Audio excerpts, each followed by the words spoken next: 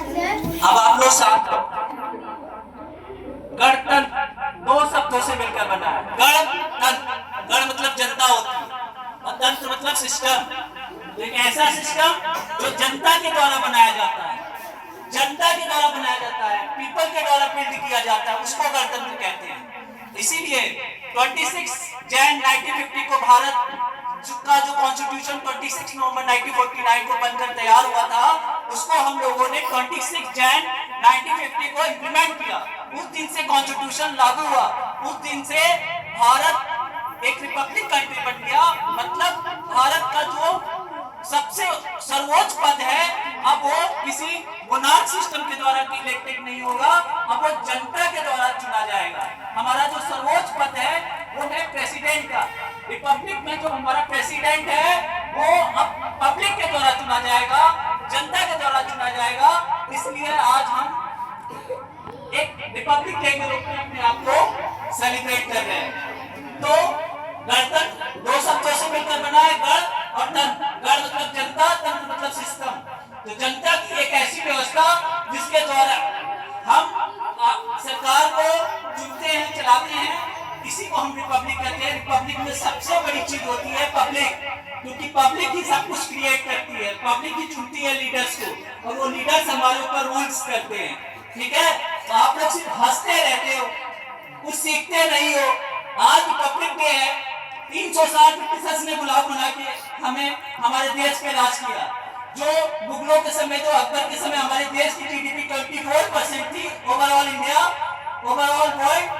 अगर पूरा विश्व 100 रुपए कमाता था तो उसमें इंडिया, जब अकबर का शासन था तो इंडिया की जीडीपी 24% थी। मतलब पूरा विश्व अगर 100 रुपए कमा रहा है तो उसमें हमारे देश का 24 रुपए होता था।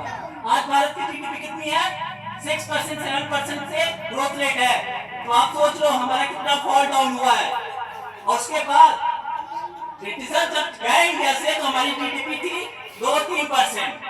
तो जो भारत सोने की चिड़िया कहा जाता था, सोने की चिड़िया का मतलब ये नहीं कि यहाँ कोई सोने की चिड़िया रहती थी। सोने की चिड़िया का मतलब है कि हम इकोनॉमिक्स के जो तीनों सेक्टर हैं, प्राइमरी, सेकेंडरी और टर्सरी, उन तीनों सेक्टर में हम अपने आप आत्मनिर्भर थे। जो आज की सरकार जो कहती नहीं है आत्मनिर्भर बनो, तो एक दौर था जिसमें भारत तीनों सेक्टर में आत्मनिर्भर था। भारत एग्रीकल्चर में भी था, भारत मैन्युफैक्चरिंग में भी था, भारत टर्सरी सेक्टर में भी था।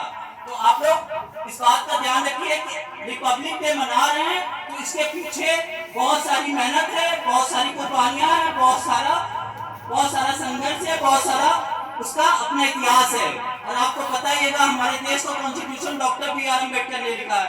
वही कॉन्स्टिट्यूशन जो आपको पढ़ने का, लिखने का, बोलने का, अपनी बात को रखने का अधिकार दिलाता है।